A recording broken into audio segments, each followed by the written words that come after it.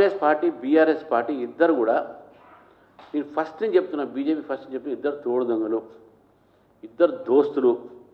వాళ్ళిద్దరికి బీజేపీనే వ్యతిరేకత, బీజేపీని రాకుండా చేయాలని వాళ్ళు అన్ని రకాల ప్రయత్నం ఇద్దరు కలిసి చేస్తారు, నాటకాలు కూడా చేస్తారు. ఎన్మీస్ ఫ్రెండ్ అన్నట్టు వాళ్ళిద్దరు కూడా కలిసి కేవలం బీజేపీని అడ్డుకోవడానికి ఈరోజు వాళ్ళు ప్రయత్నం చేస్తున్నారు. ఇది మొదటి ఒక సంఘటన కాదు. గతంలో కూడా ఇండి అలయన్స్లో ఉన్న భాగము డిఎంకే తమిళనాడులో చెన్నైలో ఈ డీలిమిటేషన్ మీద దాని మీద మీటింగ్ పెడితే ఇక్కడి నుంచి ఊక్కుంటూ పోయింది ఎవరండి? కేటీఆర్ కదా, టీఆర్ఎస్.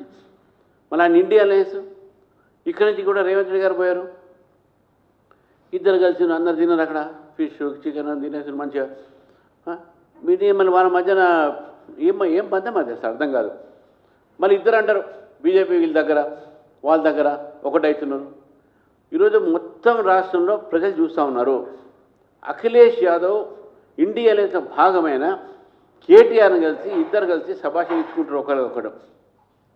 ఇదే బాగా నేను ఫస్ట్ నుంచి చెప్తున్నా. సోనియా గాంధీ గారు రేవంత్ రెడ్డి గారు చెప్పింది, నువ్వు ఏదైనా చేయ బాబు, వీళ్ళని మాత్రం అరెస్ట్ చేయకు, కేటీఆర్ని కేసీఆర్ని వీళ్ళందరినీ అరెస్ట్ చేయకు అని చెప్తుంది.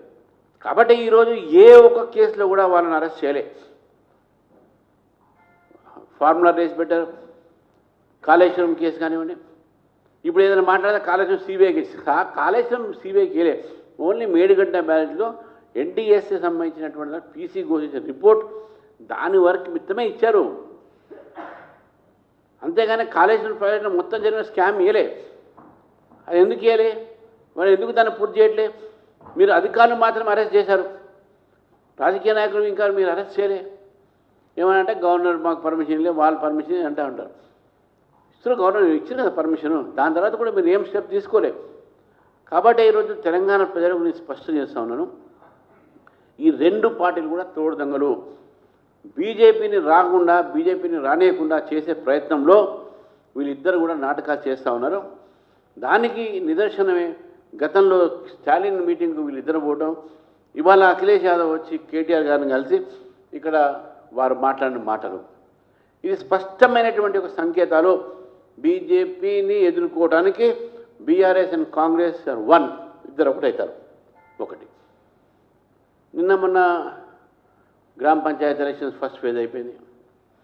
రేపు రెండో విడత ఉన్నది, 17వ తారీఖు లాస్ట్ విడత ఉన్నది. మిత్రులారా, మీకు ఒకటి స్పష్టంగా మీకు చెప్తా ఉన్నాను.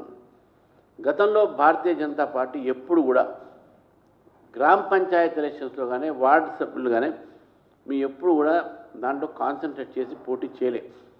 ఇది first time Bharatiya Janata party కార్యకర్తలు భారతీయ జనతా పార్టీ స్థానికంగా మద్దతు ఇచ్చినటువంటి ఒక సంఖ్య మొట్టమొదటిసారిగా మేము చేసినాం. ఇప్పటికే కరీంనగర్, ఆదిలాబాద్, మెదక్ అన్ని ప్రాంతాల్లో మేము బ్రహ్మాండంగా మీకు గెలిచినాం. అదేవిధంగా మాకు గతంలో ఎక్కడ కూడా ఒక్క సర్పంచ్ కూడా లేని యొక్క స్థానంలో జనగాంలో మీరు 2 గెలిచినాం, మహబూబాబాద్లో 6 గెలిచినాం, భూపాలపల్లిలో 3 గెలిచినాం. ప్రతి జిల్లాలో మేము ఈరోజు గెలవని జిల్లా లేదు. సంగారెడ్డిలో 6 గెలిచినాం. గతంలో మాకు అక్కడ లేదు, ఒక్క సర్పంచ్ కూడా లేడు. జడ్చర్ల ప్రాంతం 6 గెలిచినాం, మహబూబ్నగర్లో దాదాపు 20 గెలిచినాం. కాబట్టి ఈరోజు ఉమ్మడి జిల్లాలో కానీ మొత్తం జిల్లాలో వనపర్తిలో 6 గెలిచినాం. మేము నాగర్కర్నూలులో ఫస్ట్ ఫేజ్లో 3 గెలిచినాం. ఇవన్నీ లెక్క తీస్తే ఈ లెక్కలో మీడియా వారికి ఎవరిచ్చినా కానీ 300 పై సీట్లు పై ఒక సర్పంచ్ బీజేపీ గెలిచింది ఫస్ట్ ఫేజ్లో. ఈ సెకండ్ ఫేజ్లో థర్డ్ ఫేజ్లో కూడా బీజేపీకు దీనికన్నా ఎక్కువ వస్తాయి. డెఫినెట్గా ఫస్ట్ టైం మా ప్రయత్నంలో గ్రామీణ ప్రాంతంలో భారతీయ జనతా పార్టీ వార్డుకి వెళ్ళింది. మా కార్యకర్తలు పోటీ చేశారు. ఈ సింబల్ లేదు కాబట్టి గెలిచినలో గతంలో అంజయ్ గారు ఉన్నారు ముఖ్యమంత్రి గారు, గెలిచినలో అంతా మా వాళ్ళే అన్నారంట. అప్పుడు ప్రూఫ్ ఏది అనంట అందరూ. సింబల్ ఉండదు కదా, దానికి ప్రూఫ్ ఉండదు అన్నట్టు ఆయన. ఇప్పుడు ఇట్టే చేస్తారు ఇద్దరు. మేము 6,000 గెలిచినాం, మేము 4,000 గెలిచినాం. ఎక్కడున్నారు? ఎవరు గెలిచినాం? గెలిచిన బీజేపీని పట్టుకొని వాళ్ళు కండా కప్పితే ప్రయత్నం చేస్తున్నారు మావాడని చెప్పేసి. ఇది దౌర్జన్యం నడవదు. మంచిర్యాల లాంటి ప్రాంతంలో 10 మంది గెలిచారు ఫస్ట్ ఫేజ్లో. బయట వెయిట్ చేస్తున్నాం కూడా. ఇది కాగానే వారికి మేము కండవ కప్తా ఉన్నాం, వాళ్ళకి కంగ్రాచులేట్ చేస్తాం. సన్మానం చేస్తూ ఉన్నాం. బయట మనం సన్మానం అంటే బీజేపీ కండవ చేసి మన పూరీలు కాకుండా బీజేపీ కండవ చేసి సన్మానం చేస్తాం. బయట మంచిర్యాల మా రాష్ట్ర ఉపాధ్యక్షులు రఘునాథరావు గారు ఉన్నారు, బయటికి ఉన్నారు, వారు వస్తున్నారు ఇప్పుడు 2 నిమిషాలు.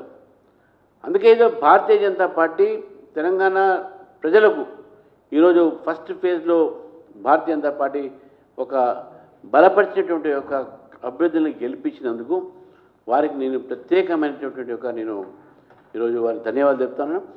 సెకండ్ ఫేజ్ థర్డ్ ఫేజ్లో కూడా మంచి ఫలితాలు వస్తాయని చెప్పేసి కూడా మేము ఆశిస్తూ ఈరోజు కేంద్ర ప్రభుత్వం వారు చేయబట్టే ఈరోజు ఏదైనా పథకాలు గ్రామీణ ప్రాంతానికి వస్తున్నాయంటే వాళ్ళు చేయబట్టి వస్తున్నాయి. ప్రధానమంత్రి గ్రామీణ సడక్ యోజన కింద కోట్లాది రూపాయలు ఈరోజు రోడ్ల కోసం ఇస్తే దాని దారి మళ్లించిన ఘనత ఈ ప్రభుత్వాలు, రాష్ట్ర ప్రభుత్వాలు. గతంలో బీఆర్ఎస్ మళ్లించింది, వీళ్ళు మళ్లించారు. ఫైనాన్స్ కమిషన్ ద్వారా వచ్చేటటువంటి ఒక లోకల్ బాడీస్కి వచ్చేటటువంటి ఒక నిధులు కూడా దారి మళ్లించే ప్రయత్నం చేసిన విషయాన్ని కూడా మనం గుర్తుపెట్టుకోవాలి. ఈరోజు గ్రామీణ ప్రాంతాల్లో అభివృద్ధి జరుగుతుందంటే గ్రామీణ ప్రాంతాల్లో బీదవాళ్లకు ఈరోజు 5 కిలోల బియ్యం ఉచితంగా వస్తున్నది అంటే ఈరోజు గ్రామీణ ప్రాంతంలో ఈరోజు నర్సరీలు కానీ హరితహారాల టైప్లో ఉన్నటువంటి కార్యక్రమాలు కానీ లేకుంటే అక్కడ వైకుంఠ ధామాలు కానీ ఇవన్నీ కూడా కేంద్ర ప్రభుత్వం నిధులతోనే వస్తున్నాయనే విషయాన్ని కూడా మనం గుర్తుపెట్టుకోవాలి. కాబట్టి గ్రామీణ ప్రాంతాల్లో నివసిస్తున్న తెలంగాణ ప్రజలు ఈరోజు ఇవన్నీ కూడా మోదీ గారు చేస్తున్నట్టు ఈ పనులను కూడా గుర్తిస్తున్నారు. మా మొట్టమొదటి ప్రయత్నం ఈరోజు గ్రామీణ ప్రాంతంలో మేము పోటీ చేసి పంచాయత్ పార్లమెంట్ తక్కనేటటువంటి కార్యక్రమం తీసుకున్నాం. మంచి ఫలితాలు మాకు వస్తున్నాయి. మేము రాష్ట్ర ప్రజలకు మరొకసారి భారతీయ జనతా పార్టీ తరఫు నుంచి వారికి నేను ధన్యవాదాలు తెలుపుతూ మరి ఇదే ఒక వీధిలో నరేంద్ర మోదీ గారిని బలపరచండి. నరేంద్ర మోదీ గారి యొక్క కార్యక్రమాలని మీ దాకా చేరేటట్టు మేము చేస్తాము. మా అభ్యర్థులు ఏదో గెలిచారో క్యాండిడేట్ గెలిచారో తప్పకుండా ఆ గ్రామానికి కేంద్ర ప్రభుత్వం నుంచి వచ్చేటటువంటి ప్రతి పథకాన్ని మేము అదేవిధంగా ఇది సర్పంచుల విషయం నేను చెప్పాను. మాకు దాదాపు వార్డు మెంబర్లు కూడా చాలామంది గెలిచారు, ఉప సర్పంచ్ చాలామంది గెలిచారు. మొట్టమొదటిసారిగా గ్రామీణ ప్రాంతంలో బీజేపీకు ఇన్ని వార్డు మెంబర్స్, ఇన్ని ఉప సర్పంచులు తప్పకుండా దీని ప్రభావం రాబోయేటటువంటి జెడ్పీటీసీ ఎంపీటీసీ ఉంటుంది. ఈ యొక్క రాష్ట్రంలో ప్రజలు ఆలోచిస్తున్నారు. ఒక్కసారి కాంగ్రెస్ పార్టీకి అధికారం ఇచ్చినాం, మొన్నే అంతకుముందు బీఆర్ఎస్కి ఇచ్చినాం. 2 తోడు దొంగలు, ఇద్దరి మధ్యన చాలామంది మధ్యవర్తి వహించేవాళ్ళు చాలామంది ఉన్నారు. స్టాలిన్ కానీ అఖిలేష్ కానీ అటు మమతా కానీ సంతానం ఎవరు లేరు కదా, మమతా కానీ వీళ్ళంతా ఉన్నారు. ఈ మధ్యన ఇంకో వచ్చింది, అయ్యో మాట్లాడుతూ ఉన్నారు ఈ మధ్య ఎక్కడ. కాబట్టి ఈ యొక్క 2 రాజకీయ పార్టీలు కూడా ప్రజల్ని మోసం చేస్తూ ఉన్నాయి. కాబట్టి అందుకే అట్లా పేరు ఎందుకు ఇవ్వాలని చెప్పేసి మరి. కాబట్టి ఇవన్నీ ఉన్నాయి. కాబట్టి మీ అందరికీ కూడా మరొకసారి భారతీయ జనతా పార్టీ మన జరిగినటువంటి ఒక గ్రామీణ ప్రాంతంలో జరిగిన ఎన్నికలకు మేము వీఆర్ సాటిస్ఫైడ్. ఇంకా మంచి పర్ఫార్మెన్స్ కూడా మేము సెకండ్ థర్డ్ చేస్తాం. తప్పకుండా మా ఒక ప్రెజెన్స్ ఉంటుంది. కాబట్టి మేము అందరికీ కూడా మరొకసారి ధన్యవాదాలు చెప్తా ఉన్నాను.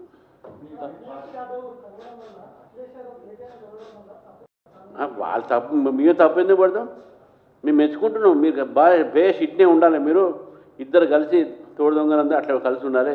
ఇద్దరికి మధ్యవర్తి వహించనే ఉండాలి. కాంగ్రెస్కు బీజేపీ, కాంగ్రెస్కు బీఆర్ఎస్కు, బీజేపీని ఎదుర్కోవడానికి కాంగ్రెస్ బీఆర్ఎస్ ఒకటే అవుతుంది అనేది స్పష్టంగా వారు చెప్పినట్టు మాట. ఆయన చెప్పిండు. ఇప్పుడు అఖిలేష్ యాదవ్ ఏ ఫ్రంట్లో ఉన్నాడో ఇండి గ్రూప్లో. ఇండి గ్రూప్ ఎవరు నాయకత్వం వహిస్తుందో కాంగ్రెస్ పార్టీ. ఇక్కడ కాంగ్రెస్ పార్టీ ఏమంటుంది? బీజేపీ బీఆర్ఎస్ ఒకటి అంటుంది. మరి అటువంటిప్పుడు ఇండి అలయన్స్లో ఉన్నటువంటి ఒక పార్ట్నర్ వచ్చి కేటీఆర్ని కలిసి నువ్వు బాగా చేస్తున్నావు ఆయన ఈయనన్నాడు, నువ్వు బాగా చేస్తున్నావు ఈయనన్నాడు. అందుకని ఆయన ఎన్మీస్ ఫ్రెండ్ అన్నట్టు. బీజేపీయే మనకు ప్రత్యేకమైన రాజకీయ ప్రత్యర్థి కాబట్టి ఇద్దరు కలుస్తున్నారు. ఇది ఫస్ట్ సైన్ కాదు. గతంలో కూడా మన స్టాలిన్ పిలిచినప్పుడు కూడా ఇద్దరు పోయారు, 2 పార్టీలు కూడా పోయినాయి. సో కాబట్టి ప్రజల్ని, తెలంగాణ ప్రజలు రాజకీయ చైతన్యవంతులు ఇవన్నీ చూస్తూ ఉన్నారు. మాట్లాడితే బీజేపీ బీఆర్ఎస్ ఒకటి అంటున్నారు. బీజేపీ బీఆర్ఎస్ కాదు ఒకటి. బీజేపీలో ఫైట్ చేయడానికి కాంగ్రెస్ బీఆర్ఎస్ ఒకటి. అది మనం గుర్తుపెట్టుకోవాలి. ధన్యవాదాలు.